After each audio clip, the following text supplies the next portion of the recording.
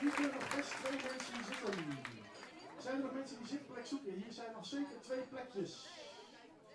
Oh, eentje. Maar er zit iemand. En naast u dan, daartussen u dan. Nee, daar kan nog wel iemand zitten hoor. Ja, hier is nog wel een zitplekje.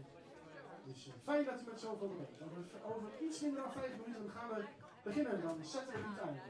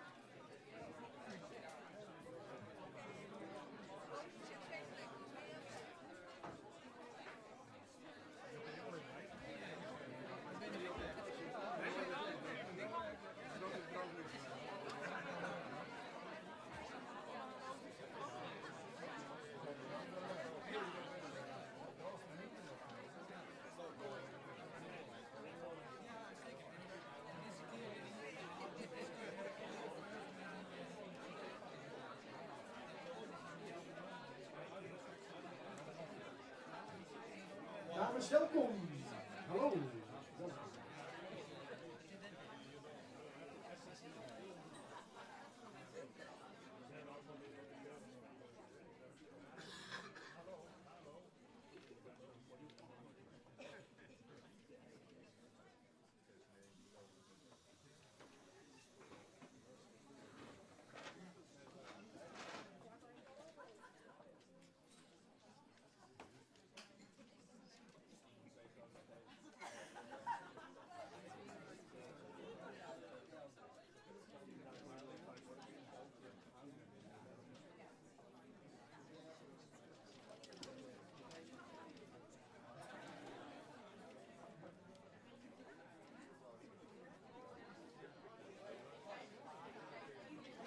Ja, goejoen alliëren. Welkom bij Iepen Up Live Winning Winnaars. Meesken op een stream op Facebook, welkom. Meesken in de zaal natuurlijk, welkom. Hallo!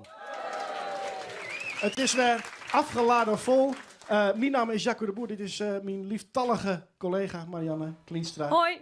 Marianne, waar ben je van de jong? Ja, wij ben je van de jongen voor een hele speciale gelegenheid. We hebben natuurlijk de Iepen Up Awards die we uit gaan rekken. En de Iepen Meerskip bonus wordt uitrekt van de jongen. Dus het wordt een grote winnaarsavond. Er zitten hier alle winnaars. Ja, eigenlijk ben je hem sowieso natuurlijk al winnaar. Dus als je aast niks winnen, dan... Maar je toch als winnaar naar Hoers. Hoor dat maar tussen de eren. Het is in het Friesk, het is in het Hollands, wat je zelf willen.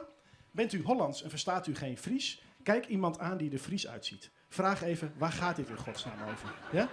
Binnen jouw Friesk en versteen jou het Hollands net. Ja? Als je dan even een Fries oor weet je van denken dat hij wel Hollands versteert. En vreeg je dan weer harder toe. Ja? Dus, nou, van harte welkom. Wat zijn de Iepen Up Awards? De Iepen Up Awards zijn awards voor mensen die het oors misschien wel net een prijs krijgen zoen. Of die iets doggen in het lieds, het verborgene, wat wie van tochten, daar ken het zinnenlocht wel even op. Maar voordat we beginnen met het prijs nu trekken, willen we graag beginnen met een fantastisch optreden.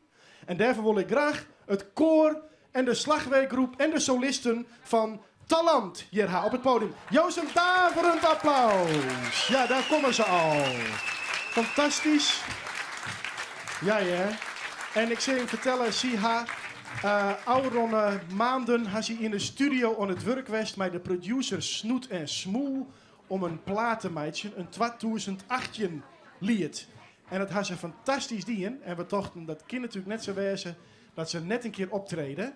Dus de slagwerkgroep komt hier op de Rhône te zitten van het podium. Dus je maakt hier beide echt even bij, hè, als kind net. Dus je mij aanbiedt bij elkaar op skutten. Maar nou even een romtemeidje graag. Ja. Zie maar, dat is echt een instrument, weet jou, op Sierten. Ja. Het kan zomaar gebeuren. Nee? Goed.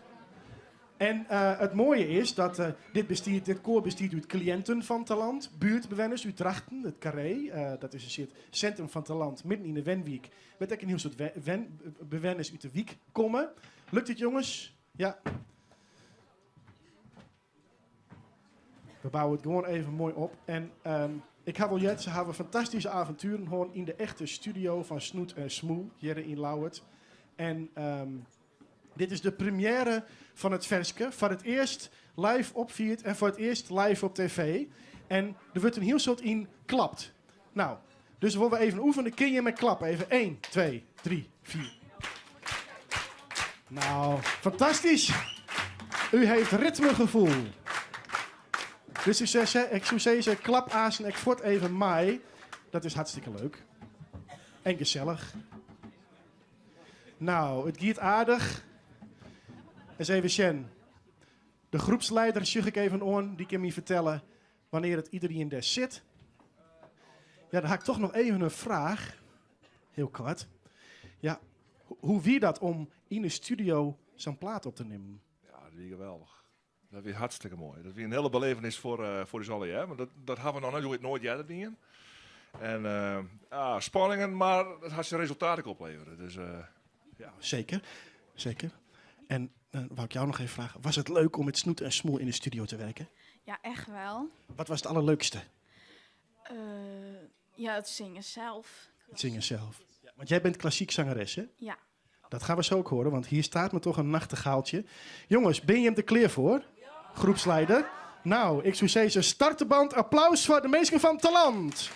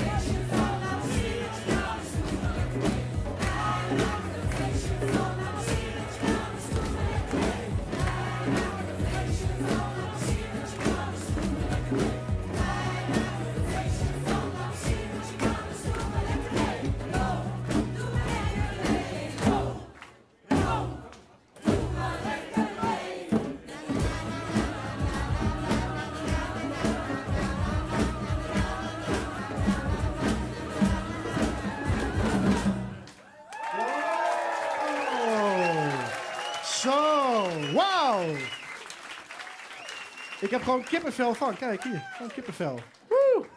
Nou, ja, normaal zou ik zeggen van bedankt en geef maar voort. Maar dat is net zo, want er is nog wat, jongens. Ja.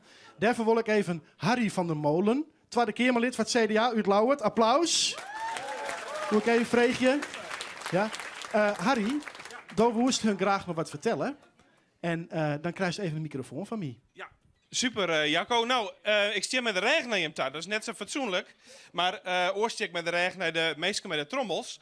Ik wil je hem hartstikke bedanken voor, denk ik, het allermooiste lied van Culturele Hartstedt.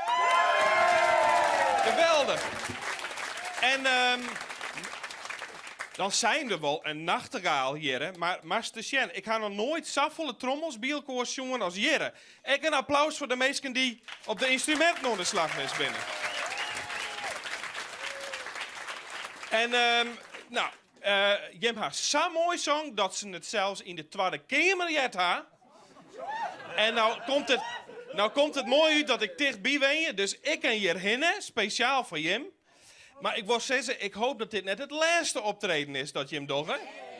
Maar, en je meidje een cd, leeuw ik, toch? Of kennen we het nog ergens waarom luisteren? Daar kunnen we zo naar denken. Want dit mag natuurlijk net eenmalig wezen, hè? Hey, mensen nog een keer van harte gefeliciteerd. En om die reden, dank u wel Jacco, krijg je hem hierjoen officieel de Iepen Up Award. Van harte gefeliciteerd. Dankjewel, Harry. Ja, de Iepen Up Award voor het allerbeste 2018 lied. De meesten van het land. Applaus. Nou, geweldig. Jongens, bedankt. Bedankt. Nou, begin voorzichtig weer oor. Jongens, neem je hem geword mee. Geniet je van de prijs. Dankjewel. Zo. Nou, terwijl de meesten van het land weer... Hoi, ontjen. Ja, gefeliciteerd jongens. Geweldig. Ja. Nou, terwijl de meesten van het land hier het podium verlitten, gaan we even oer naar Patricia. Patricia, hoi. Hi Jacco, goedenavond allemaal. Wat te gek dat hier zo ontzettend veel mensen aanwezig zijn. Van harte welkom allemaal. Ik ben even benieuwd, wie zijn hier aanwezig namens een project wat genomineerd is voor een van de Iepen Mieskipsprijzen. Ja, waar zijn de projecten? Kijk. Heel dichtbij. Mag ik u wat vragen, meneer? Dat mag. Wat fijn. Welk project vertegenwoordigt u? Stichting Souvenir. En wat houdt dat in? Social Club Friesland. Is een organisatie die hulpbehoevenden cannabisolie verstrekt. Oké, en in welke plaats, regio zitten jullie? Leeuwarden, hè? Natuurlijk in Leeuwarden, hartstikke goed. En jullie hebben een subsidie gekregen. Wat gaan jullie daar precies mee doen? We hebben geen subsidie. Nee, volgens mij lopen hier Patricia, hier lopen 2 awards door elkaar. Oh, kijk eens aan. Heb ik gewoon Dus helemaal verkeerde. Wie is er van de Iepen Mieskipsfonds genomineerd? Kijk eens even. Allemaal weer... Toch heel fijn dat u er was. Ja. We hebben het er zo meteen nog over. Ik heb de vingers gemist. Mag ik nog een keertje zien? Ja. Scherven brengen geluk. Nou, dat belooft wat. Van harte welkom. En mag ik vragen van welk project u bent? Ja, ik ben van Stichting De Opstap uit Veenwouden, uit Veenwouden. En wat houdt het project precies in? Nou, mijn Stichting De Opstap, waar we het stationsgebouw in Veenwouden, wat nou leeg staat, waar we weer een nieuwe invulling Jan. En dat doen we together met de Mierskip uit Veenwouden. Daarom heb ik een stichting opgericht. En het is in combinatie met het inrichten van een heel nieuw park, wat terug met de onlis van de centrale as is dat gebied vrijkomen. En daar ben we nou heel druk mee dwanden. En invulling in het stationsgebouw, dat combineren we ik met zorg. En we willen daar graag werkplekken creëren voor dagbesteding, voor mensen met een afstand tot de arbeidsmarkt en zo wat. Prachtig. Grote plan. En we zijn druk dwanden om het met de gemeente en met de NS alle keer varkenden te krijgen. Hartstikke goed. En is er nu op dit moment al iets te zien of is het nog in voorbereiding? Nou, wat te zien is dat er een probleem voor binnen uit het gebied. Want daar komt straks het park. Maar verder nog net. Nee. We zijn dwanden met, de architect is dwanden met het ontwerp van het stationsgebouw. Ja, wij hebben ontwerpen zien in het dorp. Hier nog net, maar dat wordt er prachtig mooi. Wat mooi. En is het dorp helemaal ook in de stand om daar aan mee te werken en er betrokken bij te zijn? Ja, dat is zeker het geval. Dus het dorpsbelang is er ik bij belutsen. En ondernemers uit het dorp, met sommigen hebben al afspraken maken. Dus dit wordt van en mij, de bewoners van het dorp, wordt het alle keer ontwikkelen. Dus het is zeker een grote plus voor de leefbaarheid in jullie dorp. Wat mooi. Nou, spannend? Ja, best wel. Goed zo. Nou, veel succes. Ja, Patricia, zou je, want wij wachten even op iemand die niet zo snel is. Misschien Ja. is er nog een Meanskips-project hier. Ja. Steek er nog even de hand op. Kijk, daar achter jou zie ik een meneer. Die kan U vast bent ook iets wel even minder zitten. mobiel, zie ik. Ja. En wie bent u? Koos Vullings, ik kom uit de Griek en ik vertegenwoordig het project Turfvaart Appelscheer Lauwert 2018. Kijk, en wat is het Turfveert precies? We varen met een kolonne van oude schepen, zeker 15, 20 oude schepen uit Appelscheerwaai. En dan door een route, hoe de turfroute, een aantal plekken blijven lezen. En daar organiseren we een aantal activiteiten samen met de dorpen waar we lezen bloemen. En de musea vooral, waar we dan samen mee werken. Om naar Lauwert te gaan, als kijkers vroeger. Wat mooi. En wanneer vindt dat plaats? Wanneer kunnen we daarheen? We starten heel makkelijk te onthouden, vrijdag de 13e juli. Dan starten we bij de Damsloes. Dan willen we zien dat we bestuurders aan boord krijgen van beide provincies. Dus zowel Drenthe als Friesland. Ook de burgemeesters van beide gemeentes. En dan varen we naar Appelscheer. Nou, daar bloemen een paar dagen lezen van de turfvaartdagen daar. En dan varen we snel de jongen naar Jesterworde in het donker. Nou, daar bloem ik een dag lezen. En dan tijdens naar de Griek, de volgende dag naar Beets. Dan naar de Ordegeer. En dan naar Lauwert. Vrijdag de 20e juli dan hopen we hier in Lauwert aan te komen. En dan sluiten we aan op het een groter project wat Houtvaart 2018 heet. Dat is een aantal oude schepen die dan uit Dokkum bij komen. Ja, die gaan onderweg naar Eilst, meen ik, hè? Ja. Wat mooi, wat een tof project. En eigenlijk dus ook een hele verbindende met Drenthe en Friesland aan elkaar te knopen. En dan ook nog de dorpen op de route, begrijp ik? Ja, inderdaad, de verschillende provincies, de verschillende gemeentes. Is soms ook een probleem, want dat moet elke keer om een koer geknoopt worden, letterlijk. Maar wat ik heel mooi Bart is, een met het varende volk bij het kuierende volk brengen, zeg ik altijd maar. Omdat wij die proberen bij elkaar te krijgen. En ik de verschillende groepen, maar ook talent hebben we erbij belutsen. De band hebben we erbij belutsen, bij hoe wie dat eigenlijk vroeger met het varen met die oude schepen. Want het is nou al nostalgie, maar vroeger we daar heel erg hard werken wie dat. En ik, het Ouderijn, we hebben nou al kunde met mensen die al 30 jaar in het vieren hebben en die willen duivels graag met ons mee. Alleen ja, die hebben, kijk als ik nou, en alleen dit is bij hun langdurig. Dat is mijn stok erin, maar goed, dat komt wel klaar denk ik, om die mensen ook een dag te bespreken dat ze weer heel lang hoe praten kennen. Mooi, fantastisch. Applaus. Ja. En ik ben eigenlijk heel grutsk, want ik zit hier nou op het podium met vrouwtje van der Heijden. En vrouw van der Heijden, jou binnen van gezegende leeftijd, wil je wel vertellen hoe oud dat jou binnen? Ik ben nog 96 jaar. Over weekend dan ben ik 97. Wauw. En waar zit de Nijstie? Ik ben Nienke de Graaf. En Nienke, wat doe je van die werk? Want dat heeft mij te krijgen waarom uit wie je zitten. Ja, ik jou skiertnisles op een VHS OSG Singeland in Drachten. En nou, van der Heijden nog heb ik begrepen, jou binnen bij Nienke in de klas West, bij haar leerlingen. En wat ga je dus krijgt die in? Nou, dat heb ik verteld hoe de oorlog begon. Ik kom zelfs van Snits en ik ga zeggen, ik praat alleen nog dus over Snits. Want dat weet ik zelfs. Er ben geen verhaal van oren bij. En waarom vertel je jou om deze band, want die ben 15 section denk ik. Waarom vertel je jou over de oorlog? Ik viel dat ik dat vertellen moet. Want er is zo volle vreselijke dingen gebeurd. Dat is heel moeilijk om dat dan echt goed te vertellen. En net fantasie erbij. Want alles wat ik dus verteld heb, dat is echt gebeurd. En waarmee beginnen jou dan uit jou erover vertellen? Welk verhaal? Nou, dan begin ik ermee dat ik van hier 16 weer. En ik hier 3-jarig HBS dien. En nou, en toen voel ik wat doos. En het wie oorlog. En nou ja, er gebeurden zoveel dingen. Dat toen heb ik solliciteerd bij Langhorst touwfabrieken.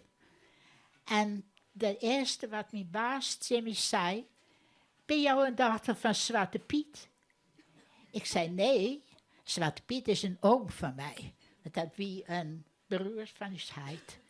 Die werden bij de pasterijen en die, als ze dan met een karre vol post van het station kwamen, dan mochten de kinderen, dat er dan nog plak weer, mochten de kinderen die mochten in die karren mee rijden. En zodoende wie Zwarte Piet. En de posten die hadden een heel belangrijke taak. En nou ja, er is vol gebeurd. Dat kan je alle jaar lezen hebben in het stuk wat wat in de kranten staat. Ja, want je gaat in de rest de kranten staan, zo is het u zeker opmerking. Nienke, ik jou die de microfoon even oer, we komen waarom haasen. Maar waarom hast u vrouw van Heide eigenlijk uitnodigd in de klas? Nou, dat is eigenlijk heel spontaan ontstaan. Vrouw van de Heide, haar zoon, of een van haar zwaan, want de oor is hier Jonek. Die is een collega van mij. En ik had natuurlijk skietles en we zitten eens aan tafel. En toen zei ze mij, dan moest eigenlijk eens memmes vreetje. Om hoe de oorlog te vertellen, wat het is zo prachtig. En toen zei ik, hoe oud is je mem dan net? Nou, hij zei, doe wie het vliegen hier, wie is 94. En dan weet je net krijgt wat je binnenhelje en hoe dat gaat. Maar ik rijd bij net zo stil, zoals zij ze stil krijgen. En dan ben ik een leerling, die ben je jong, die ben mooi kwam, ze haar vakantie. Dus in de vakantie toch nog kwam. Maar zoals zij het vertellen kan, daar kan ik als leerkracht net zien op. Ja, en jou had echt mij maken. En zij had natuurlijk uw tweede hoorn. Die leerlingen zitten hier, Marianne. Ja, Azen, dan vreeg je de leerlingen eerst even wat. Vreeg je de leerlingen eerst even wat en dan komen we bij jou. Ja, natuurlijk. Vanzelfs. Ja, want Jim hebben les gehad en Jim hebben dat aanjet. Wat vond je het meest indrukwekkende? Ja, ik denk het deel van dat ze in een winkel stond en dat er een jongetje was van heel klein met een jodenster op zich. En ja, toen zei mevrouw dat het zo mooi was en zo. Ja, dat was wel indrukwekkend. En wat vond jij het meest indrukwekkend? Dat ze alle details nog wist van hoe mensen er uit die tijd uitzagen, prijzen van dingen. Dat, Het heeft wel indruk gemaakt, of niet? Ja, het heeft zeker indruk gemaakt. Nou, vrouw van Heide, wat woen jou nog kwijt? Nou, ik woest er graag kwijt, want ik wie een liedspaan, ik wie er op een legerskwal in Snits. En dat wie een optocht ter herdenking van de oorlog 1418. Er kwamen allebei van alle legerskwalen in Snits. En dat was heel bijzonder.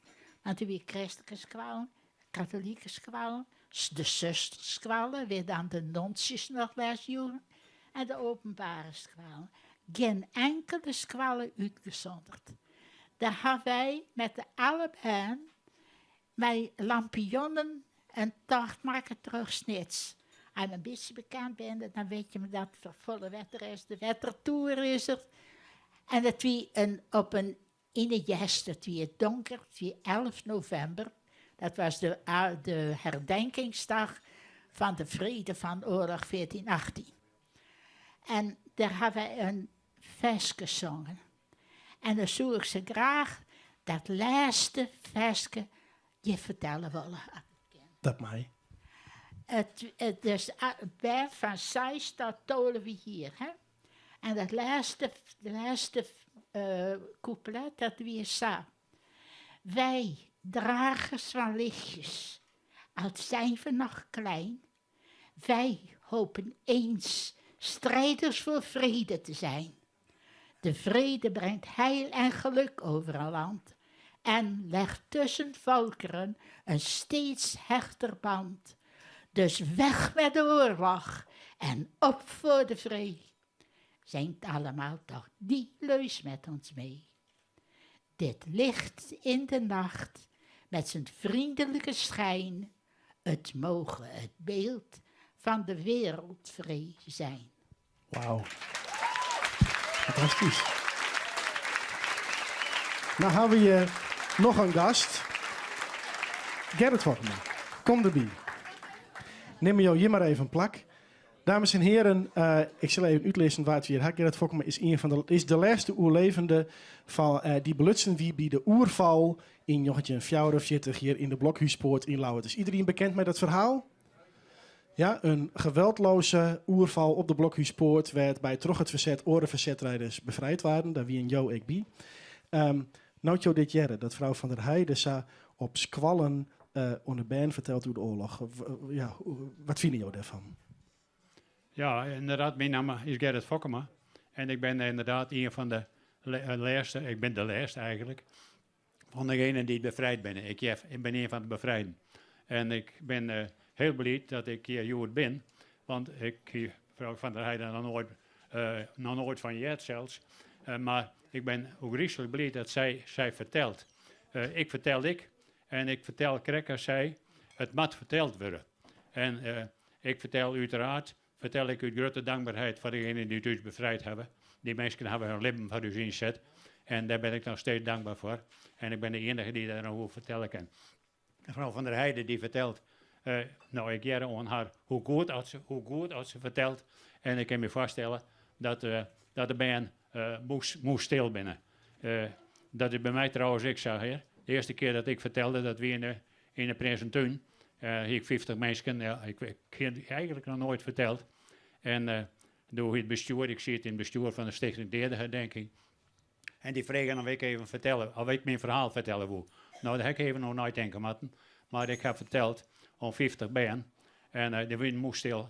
En Hendrik ten Hoeve, de squalmaster, kwam nooit iets naar me toe. Hij zei, Dook kan ze veel beter stilhouden als ik. Nou, dat is nog altijd zo. De band bleef stil. En het is wichtig dat het vertelt, dat we teruggaan met het vertellen van hoe het wie. Ook al is het zo lang niet. Ja, ik vind het zo schitterend om te vertellen. De reacties die we krijgen. En die krijgt mevrouw van der Heijden, ik van de band. Waarom? Die stimuleren om terug te vertellen. En Jo, ha ik nog wat voor haar, hè? In de boezem volgens mij. Ik mag dus mevrouw van der Heijden deze medaille uitreiken. En voor hetgene wat ze docht en nog altijd docht. Een medaille, een Ipen-up medaille. Jou ik nog omheen je.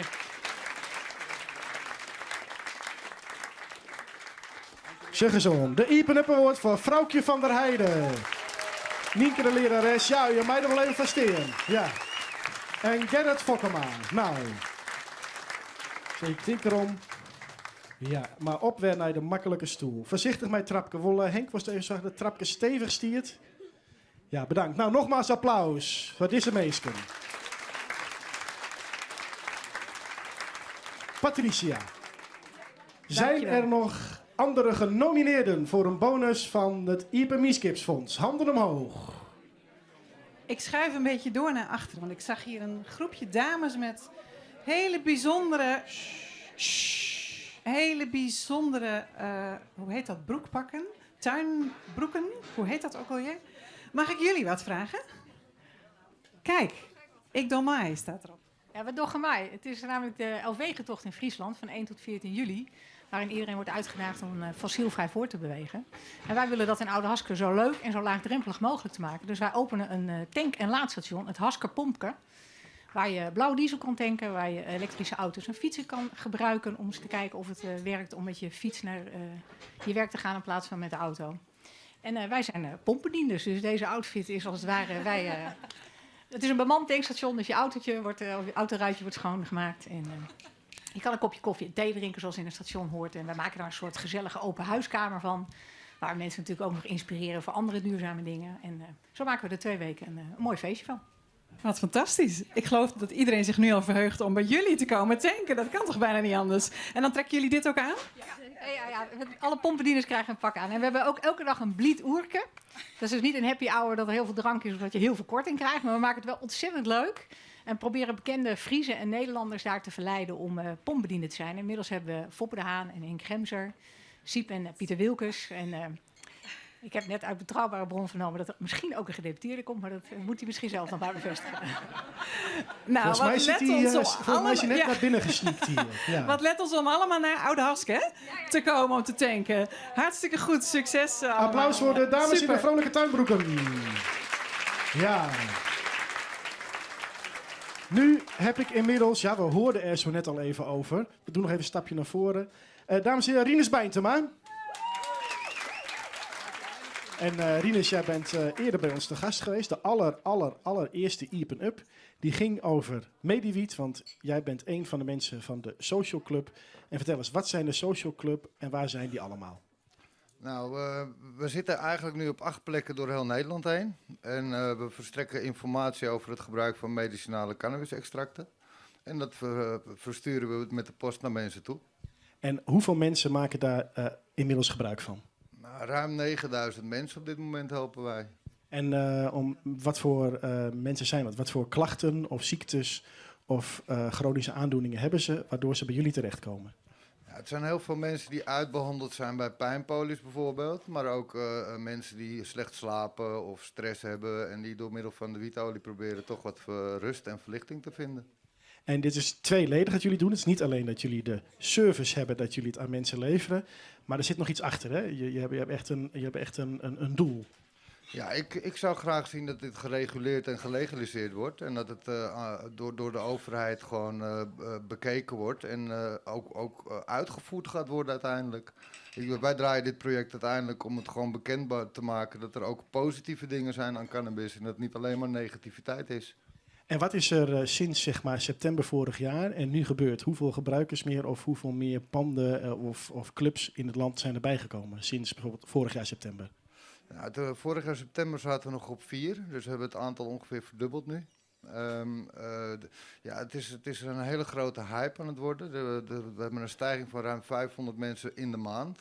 Dus we zijn nu volop in gesprek met de gemeente Leeuwarden en ook met de nationale overheid om toch aan te geven dat het belangrijk is dat dit op een goede manier geregeld gaat worden. Ja, en ik begreep ook uit onze vorige uitzending dat onze burgemeester achter jullie werk staat in zoverre, hij stopt het niet. Nee, je moet het genuanceerd zeggen, denk ik, Jacco. Burgemeester Kronen staat er welwillend tegenover. Maar hij zit natuurlijk wel aan regels gebonden.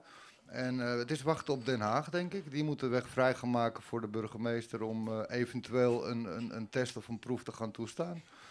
Dus. Nou, er is iemand die wil jou graag even toespreken. Rob, kom er eens bij. Dames en heren, Rob Pieters. En Rob, en trouwens nog leuk om te melden, Rinus, want die uitzending over Mediwiet wordt nog steeds heel veel bekeken. Het was onze eerste uitzending en ik denk dat het ook is omdat als heel veel mensen zoeken naar informatie hierover. Rob, kun je er iets bij voorstellen dat er steeds meer mensen weten willen hoe het zit? Ja, dat ken ik zeker. Martin Friesk? Ja, mij wel. Rinus, die zei zo niet eens hoe is het? En toen zei ik, ja, goed. En het vooral ik met uit te krijgen. Want, wat zei ze, ik wie... leven sinds 24 jaar nogal kritisch op cannabis. Omdat ik in het onderwijs zie het en mij te krijgen die heb ik toen ik verteld. Ik ben slim ziek geworden en ik was eigenlijk heel iets zieker van de medicatie vooral. En toen kwam ik die cannabis op het spoor, aanvankelijk via Mediwiet, Stichting Mediwiet. Later pielde ik er zelf wat mee om, maar nou vooral van Jim. En ja, ik hier eigenlijk al lang in een scootmobiel zitten, maar nevens de zaakkundigen. En ik herinner nog, en ik kan nog op de e-bike fietsen. Dus ik ben nog op de been. En het vooral te krijgen, daar ben ik heel wist van, bij het gebruik van wietolie. En nou best voor mij, we kennen elkaar net goed. Maar als die wollens voorbij komen zo op Facebook, dan best voor mij een zachtmoedig boegbeeld van die street. En zacht en moedig, want die street vierst wel. En het mooie daarvan vind ik dat gaat zonder polarisatie. Want dat bloest altijd vriendelijk, altijd om in dialoog te gaan. Er was altijd mij de politie, of mijn justitie of mijn politiek in beteer. En dat is nevens mij de goede manier. En er gaat een olievlek over Nederland, een witte olievlek in dit geval. En dat is een sneeuwbal. En die is net meer te keren.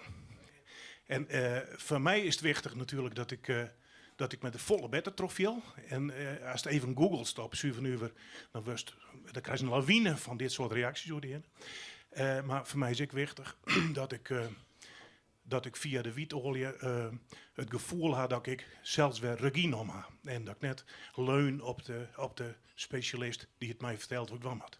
En dat is misschien nog wel het wichtigste. Het is mij dus een grote eer. En ik heb altijd IOC-aspiraties hoor. Dat zult niet beweren, maar dit komt er dichtbij. Het is mij een grote eer om deze Iepen Up Award uit te rekken. Applaus voor Rinus Bijntema. Ja, en Rob Pieters. Geweldig, bedankt. Nou, hartstikke idee. Een winnaar. Hey. En Rob, ik denk dat was Sto vertelst. We hier wel honderden mensen hakkend die die verhaal zou vertellen. Dus Rob stiet ik symbool voor al die mensen die te debat bij en strijden voor alternatieve behandeling of behandeling met wietolie. Heren, bedankt. Fantastisch. Applaus. Marianne. Oh, ja. Oh, Patricia geven we eerst in. Nou, dan fantastisch. Patricia, we geven naar die. Ja. Want er zijn natuurlijk volle meer mensen hier die genomineerd binnen. Zo is dat. En ik heb daar in de hoek ook nog projecten gezien. Of in ieder geval mensen die bij projecten horen natuurlijk. Zag ik hier wat handen daar straks? Kan dat kloppen? Hier. Oh, nou, kijk, gewoon de verkeerde kant op. Goeiedag, wie bent u? Hallo, ik ben Gerard Metz. Ik kom van Ameland. En wij organiseren met de stichting 4 Ameland in het najaar, 20, 21, 22 september, voor het eerst het evenement Zoen Ameland. En voor de niet-Friezen, dat is Gezond Ameland. Kijk, dat is even verhelderend. En wat is Zoen Ameland voor evenement, project? Hoe moeten we het noemen?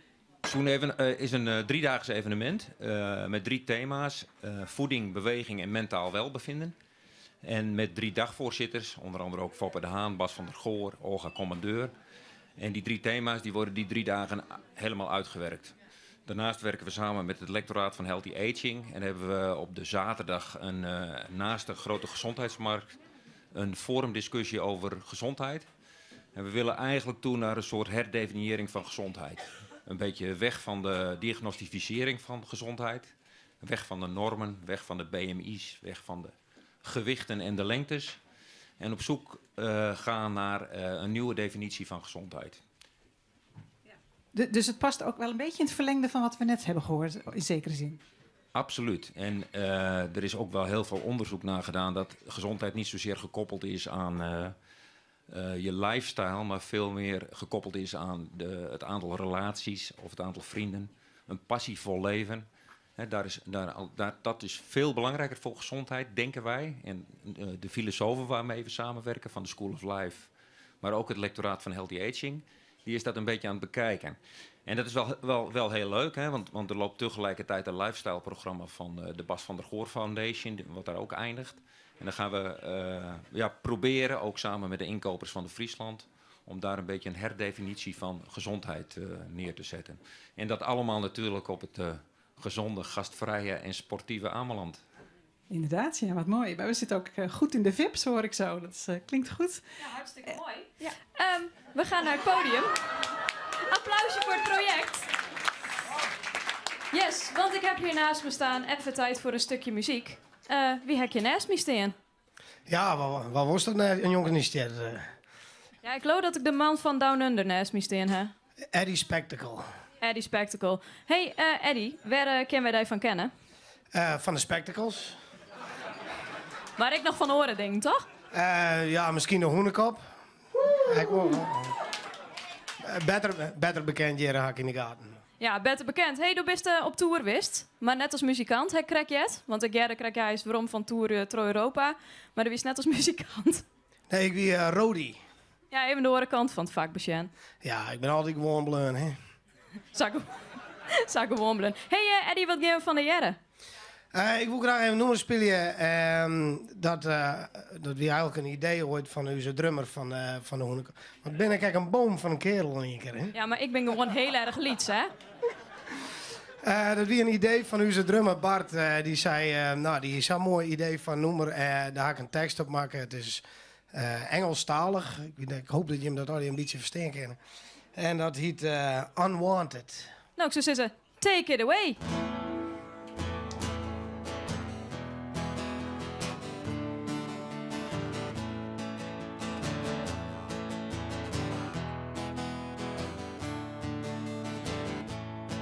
I wasn't unwanted baby that drove my mama crazy, just crying for the love I never had. No, she didn't love me much, in fact she hated my guts. So she sent me out to live with my dad. Well, I don't know what she was thinking, cause my dad was into drinking more than he was into taking care of me. And one day was so kind of leaving me behind on the doorstep of this wealthy family, cause I was never wanted. I only knew the shame. No love from nobody, hardly anybody knew my name. Well, this rotten family, I made a slave of me, and they turned my life into a living hell. I didn't take it any longer as I was getting stronger. I grew up and started to rebel. Well, they found a solution in an institution, but I broke out of this facility. Finally, out of my cage, I was on a rampage. It was a menace to society, cause I was never wanted. I only knew the shame. No love from nobody, hardly anybody knew my name. Jammer dat Freddy Spectacle er nog niet is, want hier zit een allermachtigste mooie gitaar zo.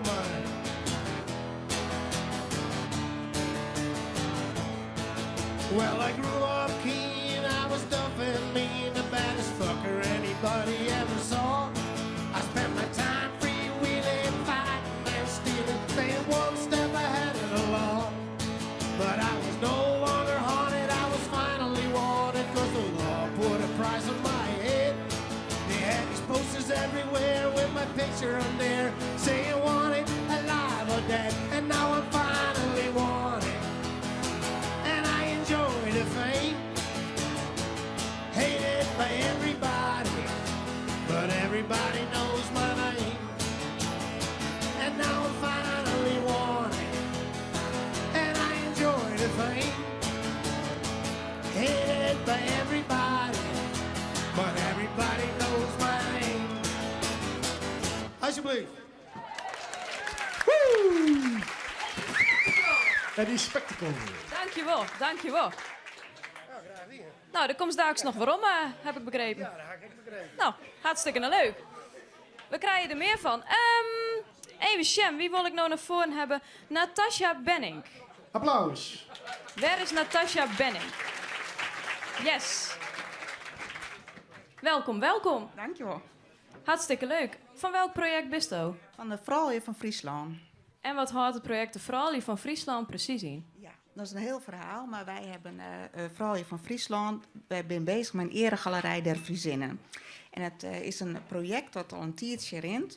Al 3 weken verlien hebben we via Omroep Friesland vregen aan de Meerskip ook een Frieske vrouw voor te standbeeld.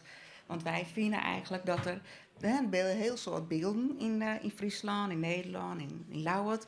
Maar ze zijn allemaal van mooie. Dus wij vinden het eigenlijk de heegste tijd dat er beelden komen van vrouwen. En dat maar zeker even verklapt worden natuurlijk. En wat voor vrouwen binnen dat die daarvoor in aanmerking komen? Moet je daarvoor heel bekend wezen of wat is... Nee, het gaat us, of het gaat us juist om de gewone vrouw. De stille krachten in de Meerskip. Dus net de hele bekende Friezinnen, want die staan al in de spotlights. Dus wij hebben vregen aan de Meerskip van, goh, welke vrouw is belangrijk voor jou, inspireert hij? We hebben meer dan 184 nominaties binnengekregen. En dat zijn hele bijzondere en lief en gewone verhalen. En kerst nog meest nomineren of is de... Nee, het is Vleenwieken is het sluiten en 23 maart wordt het bekend via YouTube welke vrouwen het worden binnen. Ja, want ik geloof zo'n standbeeld. Het wordt zo'n beeld, maar bij elk beeld wil ik een documentaire maken. Dus het is net alleen nog dat de vrouw sjost, van goh, dit is ze dan in brons, maar juist het verhaal erachter. Oh, want ze worden in brons getten. Ja. Wat bijzonder. Ik wil eens Mirka van Toomba heel even naar voren halen. Applaus. Welkom Mirka. Ja, ik ga de microfoon even aan jou geven. En net als Jacco, ik wil hem ook heel graag even terug. Waarom is het zo belangrijk dat er juist voor vrouwen standbeelden komen? Ja, goedenavond allemaal. Ik ben Mirka Antolovic, directeur van Toomba. expertisecentrum voor discriminatie en diversiteit. En wij krijgen bij Toomba te maken iedere dag eigenlijk van meldingen van mensen die zich gediscrimineerd voelen. En discriminatie ontstaat eigenlijk bij beeldvorming. Wij zijn ons allemaal niet zo bewust wat beeldvorming met ons doet. Ik denk dat de reclamemakers, als die in de zaal zitten, dat wel degelijk weten. Hoe vaak je iets ziet, hoe normaler je het vindt. Als wij mannen met baarden zien, gaan we op een gegeven moment ze aantrekkelijk vinden. Als wij... zie daar iemand lachen. Klopt, ja. inderdaad. Ja hoor, ja. Nou, ik weet 20 jaar geleden dat het helemaal nat dan was om een baard te dragen. En nu draagt iedereen het bijna. Dat is dus de beeldvorming. Toen ik van dit project hoorde, ik denk yes. Daar komen dus vrouwen. En mij viel het op inderdaad dat er nauwelijks, ook in Leeuwarden, behalve, ik kan me 1 beeld herinneren hier in Leeuwarden. Dat is bij de Schrans, dat er een vrouw zit. Hoe vaker je vrouwen ziet, hoe normaler je het vindt dat zij ook voorbeelden zijn. Dus dit is een prachtig initiatief, maar ik hoop dat het ook doorgezet wordt. En dat we het ook normaler vinden dat vrouwen ook helden zijn. Misschien niet op de manier dat ze anderen dat ze hard gaan roepen of anderen gaan vermoorden. Maar op een andere manier, op een stille manier de krachten bundelen en de wereld beter maken. Dus ik vind het helemaal geweldig. En ik zag ook inderdaad dat hier ook een hele belangrijke vrouw uit Leeuwarden geschiedenis is. Ja, want we hebben een hele belangrijke powervrouw uit de Leeuwarden geschiedenis uitgenodigd om jou een Iepen Up Award te geven. Dames en heren, mag ik een heel hard applaus. Zo uit de geschiedenis gestapt, Marijke Meu. Wow! Samen met haar assistente. De Hofmaarschalk. Goedenavond. Wederveld. Goedenavond. Eigenlijk zou mevrouw even geïntroduceerd moeten worden. Mag ik dat even van doen? Natuurlijk mag u. Ja. Heel gewoon gebleven, maar toch eigenlijk ook heel bijzonder, was de prinsesse douairière Marie-Louise van Hesse-Kassel. Zij heeft 26 jaar geregeerd in de oude Hofstad Leeuwarden, toen Den Haag niet de Hofstad was. Mensen, graag, ik tel tot 3 en dan zegt u even allemaal heel beleefd met een knikje, hoogheid. 1, 2, 3 en hoogheid. Dank u wel. Dank u wel. Ja, dan is het tijd om over te gaan tot de prijsuitreiking van de Iepen Up Award. Ik zou zeggen, geef hem door. Ik mag deze prachtige award geven. Is het puur zilver? Ja, ik denk het wel, hè? Fantastisch. Natasja, als ik hem nou naar jou geef, krijg ik dan ook een standbeeld? De vrouwen die genomineerd konden worden, want het was, dus 5 mei was de sluiting, moeten 2018 in Friesland wonen. Oh nee, ik woon wel in Friesland, maar ik lig al 250 jaar in het graf. Ah ja, nou ik heb een troostprijs. Ik heb wel een wandschildering tegenwoordig. Maar het is wel een beetje sneu, want het schijnt dat ik aan het afbladderen ben. Natasja, mag ik jou van harte feliciteren met deze nominatie, is het hè? Nominatie voor de award. Zeg ik het goed? Nee, het is de echte prijs. Het is de echte, dit is de echte. De echte award. Van harte gefeliciteerd, alstublieft. Even de hand. Van harte gefeliciteerd. Ja, dank jullie wel. Heel erg bedankt dat jullie er waren. Dat jullie even zo uit de geschiedenis wilden stappen. Wij gaan op zoek naar Patricia. Daar, helemaal in het hoekje. Helemaal in het hoekje. Helemaal in het hoekje. Patricia, ik ga nog op zoek naar een project. En genomineerd zal ik nog even in het midden. Dat is logistiek wel heel erg handig namelijk. Meneer, u stak uw vinger op. Wie bent u en welk project bent u van? Ik ben Jochem Lieburg en ik ben van het project, het Lanenproject van Oranje Woud. Ik werk trouwens aan Marijke Mooiwaai. Dus dat komt mooi uit. Want ze had vroeger in Oranje Woud had ze wennen. Dus nee, in het woord hebben wij dat is beschermd dorpsgezicht. En er zijn 5 kernwaarden die behouden worden moeten. En dat is één daarvan is de lanenstructuur. Dat is een dik, maar aan beide kanten BM. Laus van dezelfde soort, laus van dezelfde leeftijd. Ja, die willen we beschermen, die willen we beheren. En ja, als plaatselijk belang hebben we toen zeiden van... goh gemeente, wat heb je hem daar voor plan voor? Nou, die was er dus niet. Dus ja, toen hebben we zijn als plaatselijk belang... we proberen om de meesten bij elkaar te krijgen. Dus wij hebben nog een werkgroep, daar zit Staatsbosbeheer in, de gemeente... de particuliere eigenaar, want we hebben nog wat adel. Dus een ton of wat oerbelang van adel, die heb ik nog leren. Dus wij zijn nu bezig. We hebben nog een plan maken, een plan van aanpak. Maar dat plan hebben we inzien bij het Ierpenmeerskipsfonds. Want ja, wij moeten daarmee verder. Dus er moet echt een beheerplan komen van wat doen wij de komende 20, 30 jaar om te zorgen dat we die BM er houden. En dat die leren daar bloeien. Dus dat ben we nog mee bezig. Dus we zijn hartstikke blij dat we die subsidie krijgen. Hè? Maar we zijn, ja, die 2000 euro wil ik wel even ophalen. Dus daarom ben we nog jong heren. Ja, zo. En stel dat u die wint, wat gaat u daarmee doen? Nou, ik denk dat we die bij het project lezen. Want er is genoeg, daar kunnen we een PBM voor keepjes ook zetten. Een paar bomen erbij, ja. Nou, dat klinkt super. Hartelijk bedankt en heel veel succes vanavond. Yes, applausje voor dit mooie project. En meteen ook voor mijn nieuwe gast die ik hier heb zitten. Namelijk Piet Hofman. Ja, wij hebben u uitgenodigd, want wij zagen een wel heel bijzonder berichtje in de krant. Wij begrepen dat u wel heel ver heeft gefietst. Hoe ver ongeveer? Voor de club waar ik nu lid van ben, 360.000 kilometer. En daarvoor ben ik nog lid geweest van 2 clubs. En dan heb ik ongeveer 40.000 gefietst. Dus in totaal ongeveer 400.000. Dankjewel, Jacco. En dat komt neer op, 9 keer de wereld rond, geloof ik, hè? Ja, klopt. Ja, dat is best wel veel. Wanneer bent u begonnen met fietsen? Een jaar of 40 terug. Want mag ik vragen hoe oud u bent? Ja, ik ben 81. Ja, ik hoor hier al een waarderend zo door de zaal. Ja, 40 jaar geleden begonnen, nu 9 keer de wereld rond. Dat is heel wat.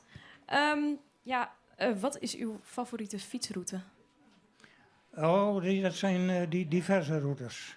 Kunt u er eens eentje noemen? Waar fietst u graag? Zuidoost-Friesland en Drenthe.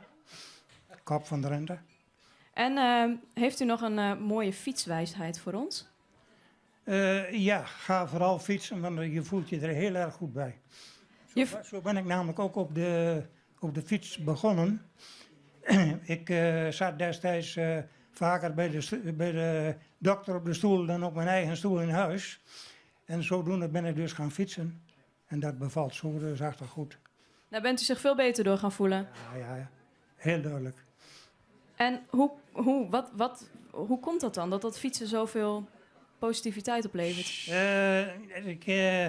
Ik was wat tegenwoordig zouden ze dat noemen een burn-out. Dat woord bestond toen nog niet. Maar daar mag je dat dus mee vergelijken. Te veel je hoofd gebruiken. En als je dus fietst, dan wordt het hoofd schoongemaakt. Je gaat van huis op de fiets met zo'n probleem. En als je thuis komt, dan is het probleem nog zo groot. Maar dat kan dus ook met wandelen, met zwemmen. Dat kan met andere zaken, tuinieren. Maar ik heb dat dus heel erg met fietsen. En wat nou als u niet kunt fietsen? Want fietst u elke dag? Nee, 3 keer in de week, hooguit. En als het nou een keer, ik weet niet, heel hard regent of een keer door omstandigheden niet gaat, wat dan? Ja, nou, dan gaat het niet, dan houdt het op. Oké, dan gaat u dus niet binnen op een home trainer kilometers maken? Nee. Oké. Wij hebben nog een hele speciale gast, Aleida Norbruis. Die wil ik ook graag even op het podium hebben. Applaus. Je mag hier wel even bij komen zitten. Dan ga ik er even naast staan. Ja, Aleida, alles gewonnen wat er te winnen valt. Paralympisch kampioen, nationaal kampioen, Europees kampioen, geloof ik. Hoeveel kilometers heb jij afgelegd eigenlijk? Nou, in ieder geval niet 9 keer de wereld rond. Nou, daar heb je ook nog wel even voor. Dat hoeft ook niet. Nee, daar mag je nog even mee door. Aleida, voor mensen die het niet weten. In welke discipline ben jij kampioen? Ik ben Paralympisch wielrenster. Dat komt omdat ik 3 maanden te vroeg geboren ben, samen met mijn een-eigen tweelingzusje. Dat levert de nodige problemen op. Ik heb een hersenbloeding gehad daardoor. En dat maakt dat ik linkszijdig spastisch en verlamd ben. Dat betekent voor de mensen in de zaal, waarschijnlijk kent iedereen wel kramp in het kuit of in de dikke teen. Nou ja, dat is wat ik ervaar in de hele linkerkant van mijn lichaam. En hoe meer ik doe, hoe extremer dat wordt. En vandaar dat ik uitkom in de Paralympische sport en niet in de Olympische sport. Hoe meer je doet, hoe erger het wordt en je bent topsporter. Ja, ik hou van uitdagingen. Dit is de allergrootste, denk ik. Dus, Ja, ik vind, daar mag best even heel hard voor geklapt worden.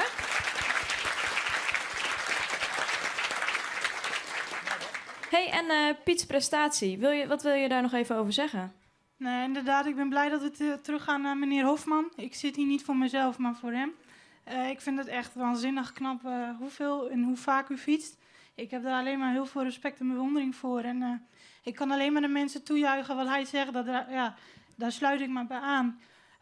Kom maar allemaal in beweging, want het leven is veel te mooi om stil te blijven zitten. Ja. En daarom heb jij nog wat, hè? Ja, ik heb de eer om een hele mooie prijs uit te reiken. Dus dat doe ik bij deze heel graag. Nou, hartelijk dank. Ja, van harte gefeliciteerd met die prijs. En geniet ervan. Geniet ervan, zou ik zeggen. Dat zal ik doen, want hier had ik ook helemaal niet op gerekend. Ik vind, er zijn wel mensen die op de fiets grotere prestaties leveren. Alleen mijn prestatie zit waarschijnlijk hierin dat ik wat langer doorga. Ja, nee, dat is serieus hoor. Mensen met wie ik heb gefietst, die zijn vaak eerder gestopt. Nou, en ik zit nog steeds op de fiets, dus... Het blijft een uitmuntende prestatie. Aleida, bedankt voor het uitreiken. Meneer Hofman, heel erg bedankt. En wij gaan weer op zoek naar Patricia. Ja. En die staat helemaal daarachterin. Nu ben ik een beetje naar achteren gegaan. Kijk, ik zie alweer hier wat vingers. Anders zou dat niet eerlijk zijn als ik alleen maar voorin blijf hangen. Goeiedag, wie bent u? Ik ben Marieke van Schuppen. En van welk project ben je? Wij zijn met z'n drieën van de Krutte Frieske Skiepenkuier. Wij zijn schaapherder. Jullie zijn alle drie schaapherder? Bij Toerbeurt dan? Nee, we hebben allemaal kuddes, een heleboel. Misschien de bekendste kudde is een van de kuddes hier in Leeuwarden. Oké, dus dat betekent dat jullie een eigen kudde hebben en dat je dan de hele dag met je schapen bent. Ja, dat is wat een schaapherder doet. Ja, klopt. Nee, we hebben ook een grote schaapskudde op terreinen van het Frieske Geer. En dat zijn heideterreinen bij Elslo en bij Katlaak. En wij hebben het idee opgevat om de aandacht eens even te vestigen op het beroep van schaapherder. Want dat is toch cultuurhistorisch erfgoed. En nou ja, we zijn natuurlijk dit jaar met cultuur bezig. Dus wij gaan lopen met de hele kudde van de heideterreinen bij Jubbega. Dwars door Friesland naar de culturele hoofdstad in 8 dagen. Wauw. En wanneer kunnen we jullie zien lopen met de schapen? Ja. Nou, dat is het laatste weekend van september gaan we starten. En dan lopen we dus in 8 dagen ongeveer de route via de Beetsteslaag, Drachten, door de Aldevenen, Warten en dan via Goutum naar Leeuwarden. Heel dom hoor, maar lopen de schapen dan gewoon achter je aan? Ja, we hebben er 250, soms wel 300. En we hebben een herder voorop en een herder achterop. En we hebben allebei een border collie mee natuurlijk. Want als ze echt op het rennen gaan, dan houden wij die schapen ook niet bij. Maar daar hebben we een hond voor nodig. En dan lopen we 8 dagen. En naast deze kuier die we gaan doen, waar iedereen welkom is om ons te bewonderen in de dorpen waar we neerstrijken, hebben we ook een educatieproject. En in de dorpen en steden waar we langskomen, daar komt de herder in de klas op school. En daarna, als we er daadwerkelijk zijn, dan komt de klas bij de herder in de kudde. Dus zo vertelt de schaapherder over het beroep van schaapherder, over de heideterreinen die Friesland rijk is. Misschien weten we dat niet allemaal, maar we hebben ze zeker weten. En dan komen ze bij de kudde kijken en dan horen ze alles over de schapen. Dat betekent in de toekomst heel veel nieuwe schaapherdertjes. Hartstikke goed, veel succes, leuk. Ja, ik krijg er gelijk zin in. In plaats van de hele dag binnen achter de computer, lekker achter de schapen aan of andersom. Dames en heren, ik wil graag even applaus voor Desmond, die hier bij mij staat. En Desmond, ik zal even erbij zeggen voor de mensen.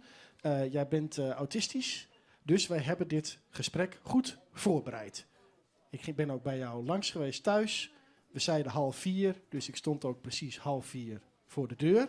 Dat betekent dat ik hier de vragen heb staan en dat we ze doen in de volgorde zoals we besproken hadden.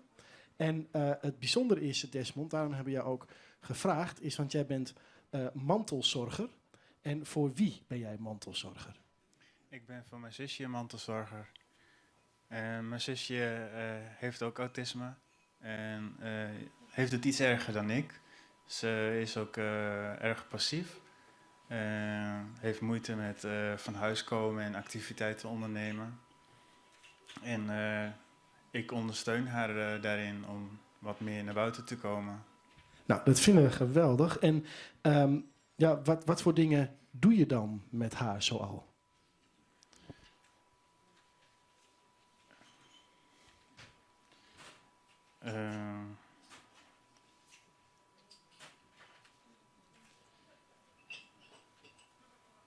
Kan je het zien, dat was de tweede vraag, deze hier.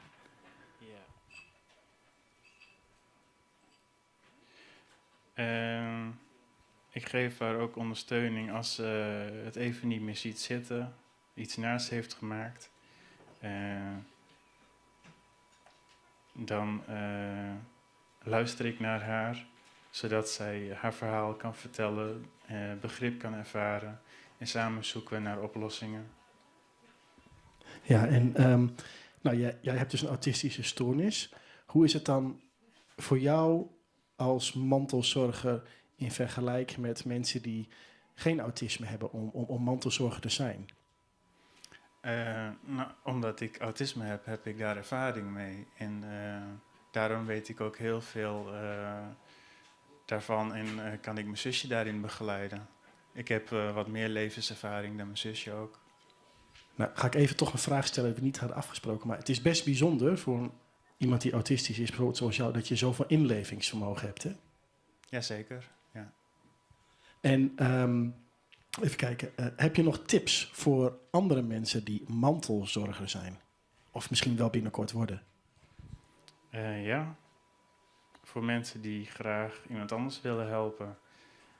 In deze tijd is het vooral belangrijk dat we elkaar helpen. Bezie het niet als een plicht. Toon altijd betrokkenheid voor degene wie je wilt helpen. Doe dit met liefde. Wees geduldig en niet wanhopig. Blijf positief. Het beste is als je mensen helpt met problemen waarin je al ervaring hebt, zodat je een beter begrip kunt opbrengen en verder kan ontwikkelen daarin. Fantastisch. Nou, dat mag wel even voorgeklapt worden. Geweldig, jongen. Goed zeg. Dan hebben we hier Ernst Jansen van Welzo, directeur van Welzo. Daar gaan we het zo nog even over hebben. We gaan een klein stapje deze kant op. Dan staat u ook mooi in het licht. Ja, we hebben u gevraagd om eigenlijk even de Ipen Up Award aan Desmond uit te reiken. Waarom verdient hij die? Nou, ik denk dat culturele hoofdstad gaat over Ipe Minskip. Nou, hier staat voor mij Ipe Minskip. Leg eens uit. Nou, al die prachtige fonteinen en al die mooie dingen en al die dingen die we zien. Hier is natuurlijk een enorme stille kracht aan de hand. Iemand die belangeloos iemand anders helpt, waardoor het leven leefbaar wordt. En dat moeten we enorm waarderen. Nou, we gaan de medaille omhangen. Ja, dat doen we. Dan komen we zo nog even bij u. Dames en heren, het moment. Applaus voor Desmond en al zijn inzet voor zijn zus. Eén van de vele mensen die, wat wij niet zien dagelijks, zich inzet als mantelzorger voor de anderen. Geweldig. En ja, maar meneer Jansen, nu u toch bent, vanmorgen sloegen wij de krant open en daar stond in dat de subsidie voor uw organisatie wordt ingetrokken door de gemeente Leeuwarden, compleet. Dat had u wist u vast iets eerder nadat het in de krant stond, maar was het toch een enorme schrik? Ja, dat was een enorme schrik. En het is iets ingewikkelder als dat het in de krant stond. En iedereen weet dat de gemeente Leeuwarden op dit moment enorme financiële problemen heeft. En die moeten natuurlijk opgelost worden. Maar ja, wij denken met elkaar dat als je gaat bezuinigen op dit soort stille krachten die zorgen dat mensen kunnen blijven leven in hun eigen omgeving, in hun eigen huis, met de eigen dingen om hun heen, in hun eigen wijk. En dat wij dan even regelen dat er af en toe een vrijwilliger bij komt om nog wat mee te helpen.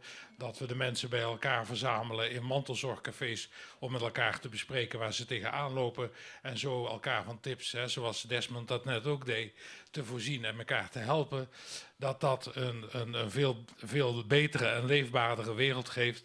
Dus wij kunnen ons eigenlijk niet voorstellen dat ik heb begrepen dat er ook raadsleden hier aanwezig zijn. En dit is een voornemen van het college van BMW, maar uiteindelijk gaat de gemeenteraad erover. Dat dit soort activiteiten, nog even los van waar we het precies uitvoeren, want het gaat niet om de organisatie, maar het gaat om wat we doen, dat we dat in stand moeten houden. Dus de strijd is voor u nog niet gestreden? Zeker niet.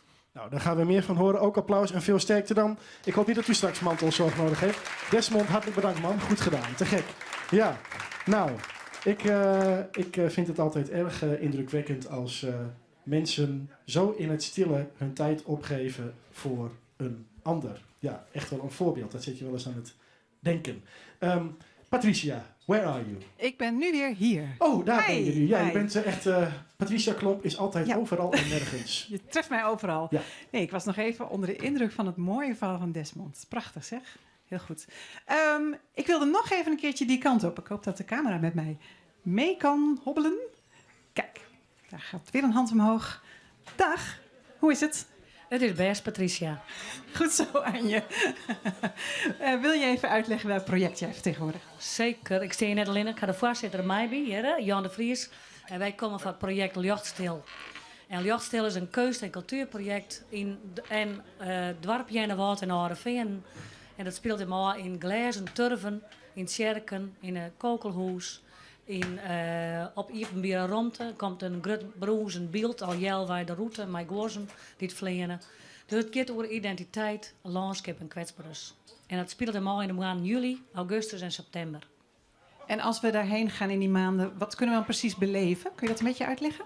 Ja, er binnen dus exposities te zien. Verste exposities die de mol wisselen in de tjerken, in het kokelhuis. Er zullen werken worden in de turven. Dat is dus verschillende turven. Er binnen turven van de keuzes. Dus het is met schilderijen, met panorama's. Het is met vilt. Het is met wielgetjen. Het is met keramiek. Er binnen documentaires. Er is een filmcontainer. Er worden natuurfilms, maar ook oude films hoe het landbouwgebied gaan litten. En hoe de mensen leven. Want het gaat ook om identiteit. Maar ik zie ook een documentaire waar op psychiatrie is, maar of niet maar wat. Dus daar ben we nog druk met het uitzieken. Maar die filmcontainer bloed ik 3 maanden steen, krijgt dus die turven. En je kan er bij langs rennen. En het Frieske Geer had daar een heel prominente rol in een speciale turven met het dorp Jennewoud. En dat gaat over maar wij hadden ook kwetsbaarheid, maar dus ook biodiversiteit. En we laten zien dat de liefste microben of insecten nuttig binnen om de grote beesten te litten. Dus het is een verhaal dat mensen bewust worden van de schindme van de natuur en landschap. En dat belib je wollen, maar direct nevens lib je wollen. Dus het is een beetje ondergene wat. Je ziet mooie dingen en je jaren bijzondere dingen. En dus dat 3 maanden lang. Wauw, want dat is wel heel erg breed. Heel veel disciplines kunnen we beleven daar. Mooi. Kunnen we daar kosteloos heen of moeten we dan betalen? Je moet een luzige €5 betalen. En dan krijg je zo vol van wij waarom dat kerst in de horeca, wij waarom vertellen. Dus eens om een nacht. Fietsen mij, pontroetjes langs gaan. Dus haast om een nacht. Mooi. En zijn de inwoners van Innewoude daar heel erg bij betrokken ook allemaal? Nou, we hebben een lied voorbeeldje. We krijgen in een turf, er komt een viltkunstenaar, dat is Suzanne Bos. Dus je had al een prachtige installatie maken voor de Kroethof. En die maakt ook een crew en een speciaal kunstwerk voor de kerken. Maar dat werkje dus, daar worden bloemen verbroekt uit de tuin van Jennewoud. Dus die mensen kunnen dat inleveren en kunnen daar dan aanstaan echt mee aan de gang. Maar dat zal voor meer dingen ook gelden, want je zag al je werk uit Jennewoud zelfs. Ik ben diep onder de indruk. Wat hebben we een mooie dingen allemaal, Jacco. Fantastisch, hè? Applaus ook weer voor dit plan. En wellicht Gindi Aasen dus echt mij die bonus naar hoers. Ja, dames en heren, hij hem de vlagjes nog. Maar ik even zien vlaggen omheen. Want die hebben we net van niks gedaan. Ja, bloos zwaaien, want we luisteren even naar Eddie Spectacle. Applaus. Oké, nog iets meerdere dingen voorbereid. Mensen hier maar meer kiezen. Ik heb 2 nummers van hem klaarstaan. Dat is of Leaving on a Jet Plane van John Denver. Of A Boy Named Sue van Johnny Cash. Dus waar wordt John Denver jaren? Johnny Cash? Ik ben ik voorspelbaar. Hè?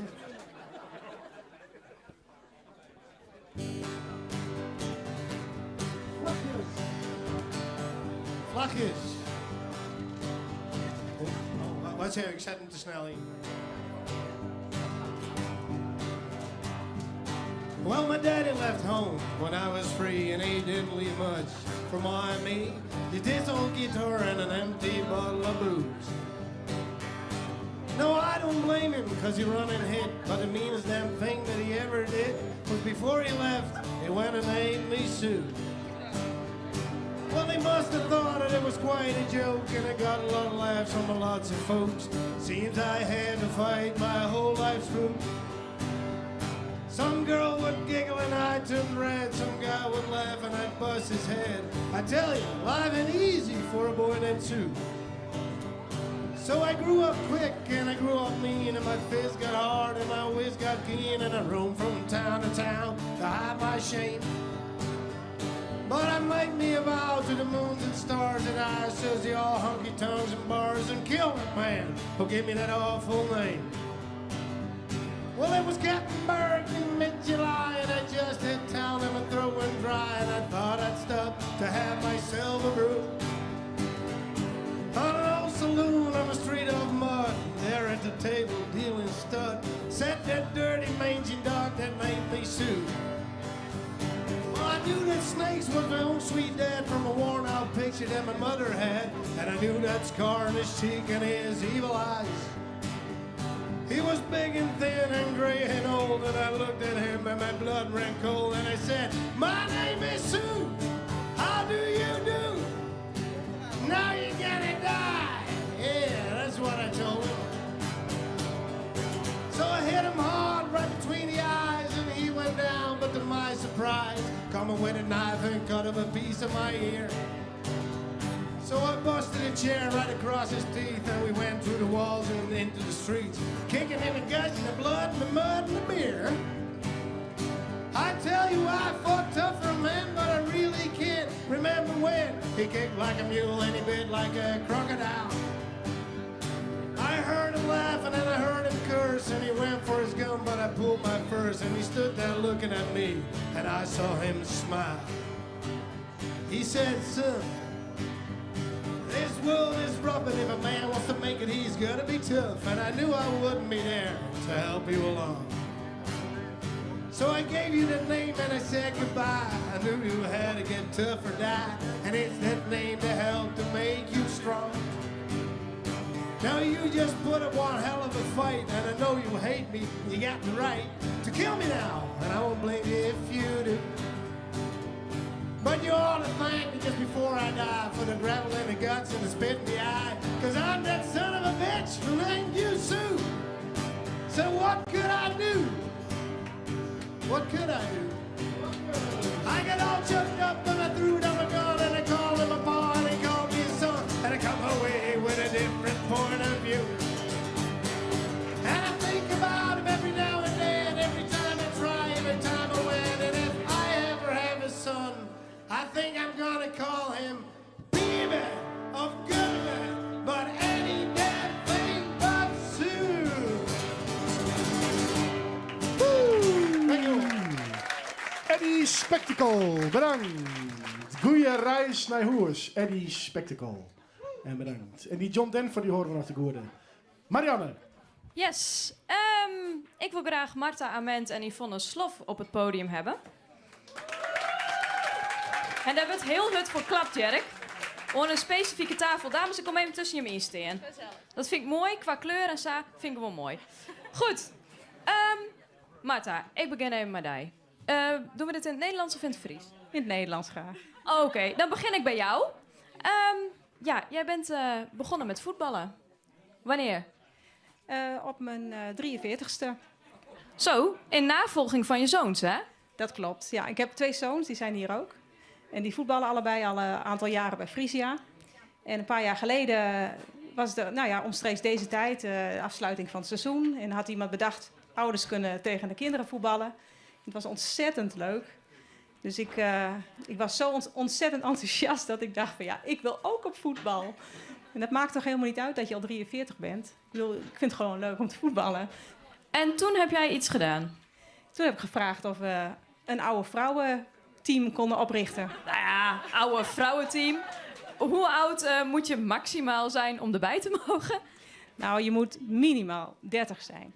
Minimaal 30, oké. En ze zitten hier. Mag ik jullie even horen? Ja, en aan de andere kant van mij heb ik de trainster staan, Yvonne. Yvonne, wat is nou het belang van een 30-plus vrouwenteam? Nou, het is sowieso leuk dat je deze groep vrouwen hier al ziet. En we hebben hele leuke vriendschappen al opgebouwd. We sporten met z'n allen. We hebben veel plezier. Dat is echt het doel nummer 1. En gewoon sportief samen gezellig bezig zijn. Ja, want wat voor team is dit? Dat kun je natuurlijk ons het beste vertellen. Wat voor team is dit? Nou, het is een gevarieerd team. Nee, nee, het is een heel leuk team. Gezellig. Verschillende leeftijden, wat Marta al zei. Minimaal 30 en dat loopt op. En het is gewoon superleuk. En wat moet ik meer zeggen? Het is gewoon een superleuk team om bij het voetballen. Ik zou echt zeggen, je mist wat als je niet bij ons voetbalt, zeg maar. Ja, want ik ben nu ook wel even heel benieuwd. Jij hebt nou een 30-plus vrouwenvoetbalteam opgericht. Is daar serieuze competitie in? Of zijn jullie gewoon leuk, lekker een potje aan het voetballen?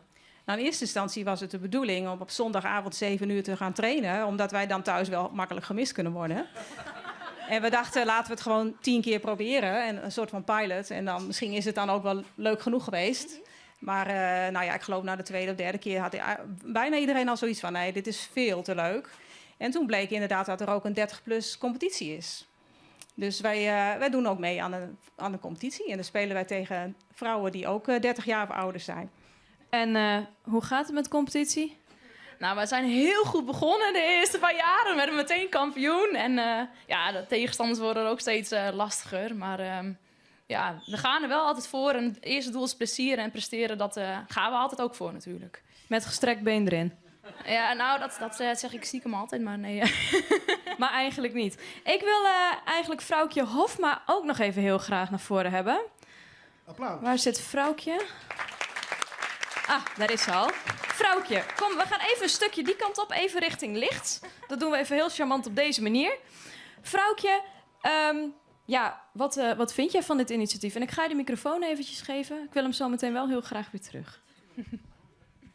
Goedenavond, ik ben Vrouwtje Hofma, ik ben voorzitter van SC Heerenveen Vrouwen. Dus ja, wat vind ik hiervan? Ik vind het helemaal geweldig. Dit zijn mijn medestanders, zal ik maar zeggen. Vrouwenvoetbal is de grootste sport in Nederland, is groter dan hockey.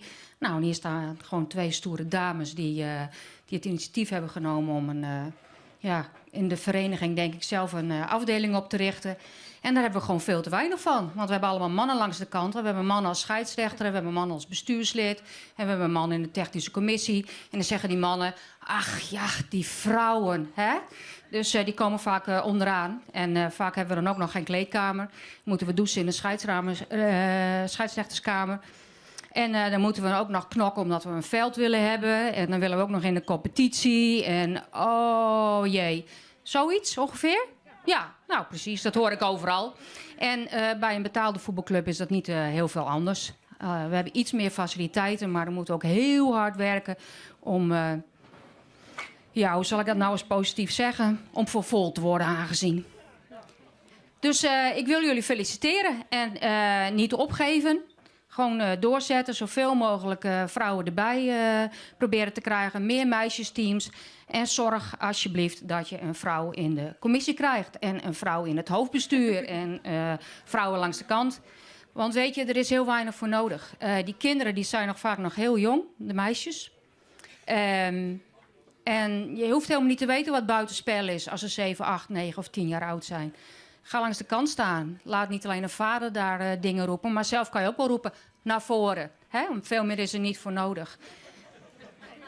Oh ja, nog even dit. Van de jeugd is 20% is meisje bij de KNVB. Realiseer je dat vooral. Er zijn meer dan 160.000 meisjes die voetballen. En als we nog een paar jaar wachten, dan is 25% van alle leden van de KNVB is vrouw. Dus wacht daar niet op. Eigenlijk had ik dat in het Fries moeten doen, hè? Nog een keer. Lokweeske. Hey, tros zetten, alsjeblieft. Gefeliciteerd. Applaus. De dames van het vrouwen. En dit is dus de Open Up Award 2018. Alsjeblieft.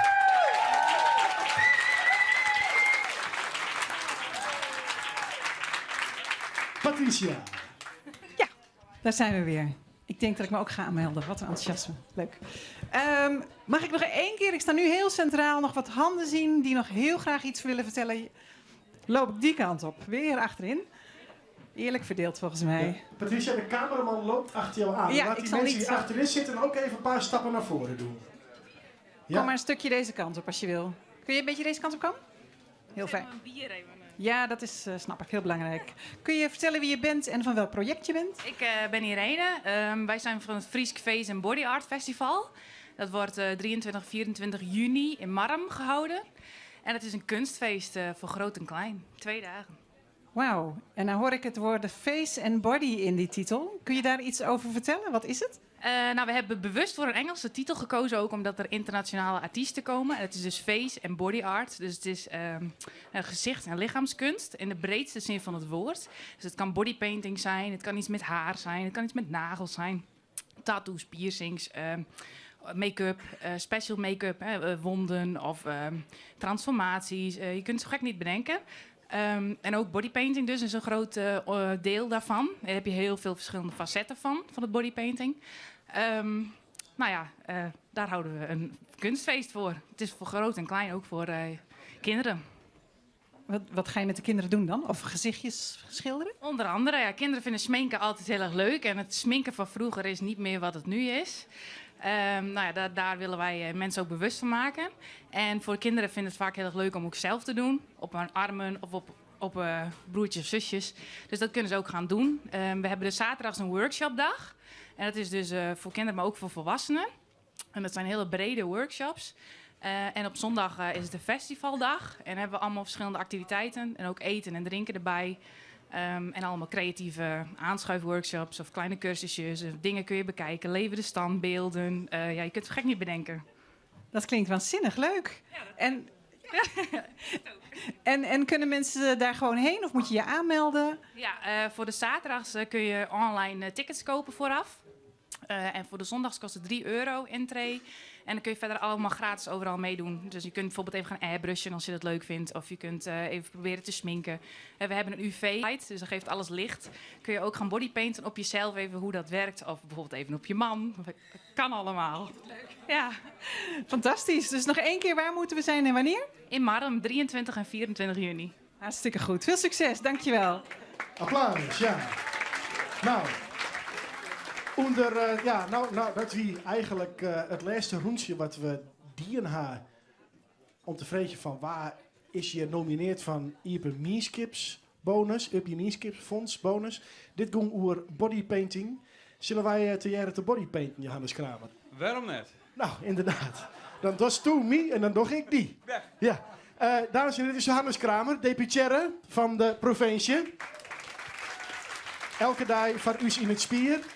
Johannes zegt maar, het Ieper Meeskips fonds zit in die portefeuille. Als je dit zei, jest, al die initiatieven. Ja, wat denk je dan? Ja, je doet wat voor. Geweldig, al die projecten die uit de Meerskip komen. Die het mooi toch een yield van het Ieper Meerskips fonds mooi mogelijk maken worden. We toch een heel soort aardige initiatieven. En wat het ik is, ik kan overal enthousiast van worden. Want je houdt overal in de streek, in het dorp waar ze dwaanden binnen, een slinger onder leefbaarheid in de breedste zin van het woord. En dat is alleen maar fantastisch. Ja, het Ieper Meeskips fonds draait nog, maar ja, je wist vast wel tussen toch op een hichterbrof van hoe het rint. Hoe rint het met het Ieper Meeskips fonds? Het gaat steeds elke keer beter. Mensen weten heel tijd meer en vaker het Ieper Meerskips fonds te vinden. Doch daar ik onvragen voor in. Ik meen dat we in 18 is Klaas Zwart, die weet het precies. Maar dat we dit iets voor 450 onvragen hier. Hij knikt, ja. Klaas Zwart, de ambtenaar, knikt, ja. En dat is wel meer als een vriend hier. En daarvan kunnen we ongeveer 3/4 van die onvragen kunnen we honoreren. En die kunnen we yield aan met toch dit soort initiatieven. En wat het ook is, maar hartstikke leuk oppakt wordt. En een slinger jou onder Meerskip. En giet dit dan aast niet 2008, toch? Als het aan mij luidt al. Nou, oké, dus dat moeten we nog even bepraten. Oh ja, we gaan weer te kiezen. Even kiezen. Nou ja, jongens, ik zou zeggen, kies sowieso voor het Ieper Meerskips fonds. We gaan oer op de uitrekking, daar is het heel modern de prijswinners op die telefoon staan. Dat je ook niks, dan moet je het van oplezen. Dus ik zou zeggen, toch even de handen op tafel. Maak je even een roffel voor de eerste bekendmaking. Hey. Het gaat per gebied en ik begin bij Noord-Eerst. En de winnaar van Noord-Eerst is Licht stil, Jennewoord. Luchtstil en Jennewoord, kom naar voren. Applaus. Ja, die moet er helemaal van achter komen. Of ze stiet nog boeten te roken. Nou ja. Wat is dat nou? Jennewoord. Door die peuk uit en kom hierheen. Ja. Ja, die stien gewoon even lekker boeten. Nou, daar komen ze. Of net. Ja, hier. Applaus. Ja. Zeggezoon.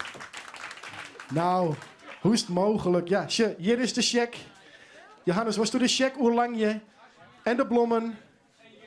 Ja, en hier komt een foto van. Een fotomoment. Ja, daar is de fotograaf. Ja, pak de blom maar door. Applaus nogmaals. Vlaggetjes. Hoera. Goed. Blauw lekker steen. Wij zullen helpen goede dingen met doen. Fijn, nou het is je geraaien. Ja, hartstikke goed. Blauw lekker steen. We gaan naar, jongens, je mij weer roffelen. We gaan naar de volgende. Dat gaat voor de regio Zuidoost. En dat is... Turvaart Appelscha. Turvaart Appelskeer. Nou, kom deze kant op. Ja, je moet die beste man even helpen. Dit is al de tweede Appelskeer die het wat minder te been is. Ik hoop net dat het in de streek leidt. Kom erbij. Nou, blijf maar lekker dicht op elkaar. Kom je maar lekker staan. Ja. Fantastisch, jongens. Kom op het podium. Geweldig. Nou, de check. Gefeliciteerd. Ja, dank u wel. Gelukwensen. Ik vier mijn check van 2018 euro. Fotomoment. Applaus. Geweldig. Nou, man. Ik zeg, kom maar even terug. Kom maar even bij de orenwinnaar staan. Ja. En mij wil weer roffelen, Johannes. En dat is voor de Waddeneilanden het schoolproject Schiermonnikoog in de Manden. Het schoolplein. In de Manden. Schiermonnikoog. Nou, kom mij voor, jongens. Joost, daar ben ze, hè. Helemaal van Schiermonnikoog. Kom je hem nog wel thuis? Ja, ze komen nog thuis. Nou, daar ben ze. Applaus.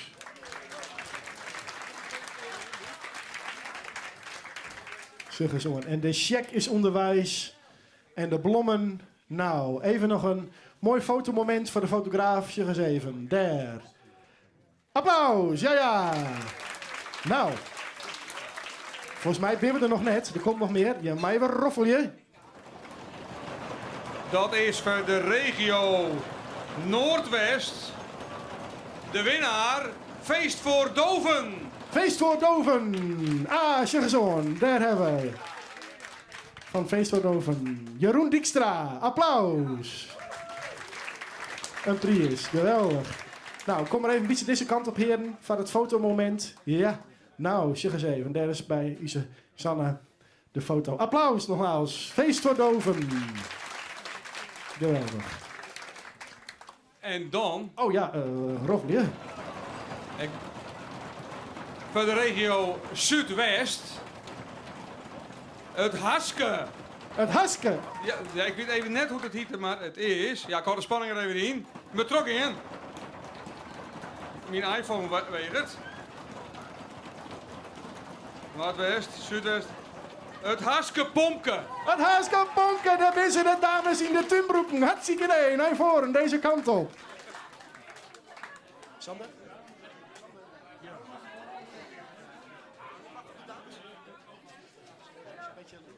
Ja, applaus voor de dames. Ja. Kijk eens. Wat zei ze? En Jan natuurlijk. De dames en Jan. Ja, sorry Jan. Ja. Ik zag daar door de dames de heren niet meer. Ja. Geweldig, geweldig. Jongens, even van de foto-hek. Zeg eens even. Een fotomoment van deze. En dan doen we nog even een fotomoment van iedereen bij elkaar. Dus kroep lekker dicht bij elkaar. Zodat Sanne hem er alle jaar op krijgt. Ja. Nou, en dat lijkt wel een voetbalteam. Smile. Foto, foto, foto. Ja. Sanne stiet het erop. Ja, daar is ze. Ja. Ja. Geweldig, jongens. En ik even een applaus voor alle mensen die het net wonen. En jongens, Jim blauw even steen. Jim maakt alle even steen gaan, met het vlagje in de hoorn. Dan heb je onze Sander. En voordat we eruit gaan, jongen van mij zien allen het ultieme winnaarslied. Gaan ik even steen. Mij zitten blauwen. Jongens, dit geven. Die kinderen alle meisjes, jongens, zodra uit je het jaren. Take it away. Voor alle winnaars. Yes, kom maar. Het is een kliktrek. Ook nog. Ja. I've paid my dues. Nou, verkeerde toonsoort, hè, Sander? We gaan gewoon door. Vlaggetjes, jongens. Ik ga er even uit. Sorry. Mag je nog even opnieuw? Ah, we gaan opnieuw. Ja, Dat is hoor. allemaal live, hè? Nou ja, wij gaan lekker door, hoor, alvast. U voelt al aankomen welke dit is, hè?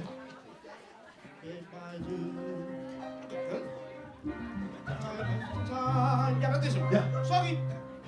I've done my sentence, but committed no crime and bad mistakes. I've made a few. Daar gaan we zo, hè? I've had my share of sand into my face, but I've gone through.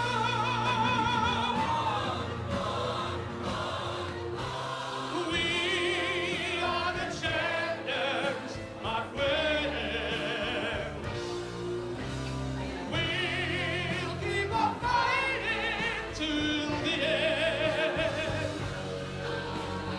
We are the champions. How we are the champions.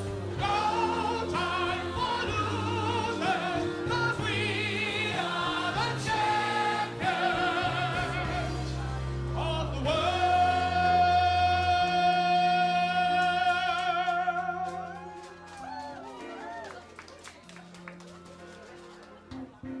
Taken my lives and my curtain calls.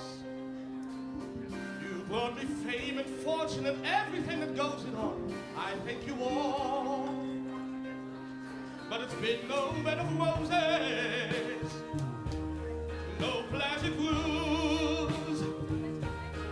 I consider it a challenge before the whole human race, but I got it all.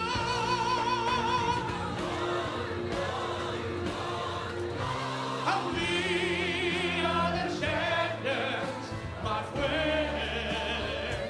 Yeah! And we'll keep on fighting till the end. We are the champions. We are the champions. No time for losers, 'cause we are the champions. We are the champions, my friends. Oh yeah? And we'll keep on fighting till the end. We are the champions. We are the champions.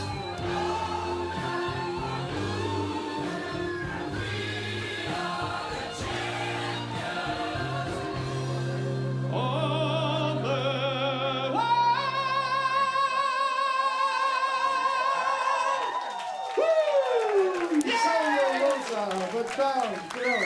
Mensen, dit wie Iepen Up Live, oren wieke ben wie de weer. Dan hebben we een culinaire markt. Smoek en Smikkel is dan weer waarom. Alle komen beginnen wel om 4 uur. De metjes uit je wollen. De uitsturing begint gewoon om 8 uur.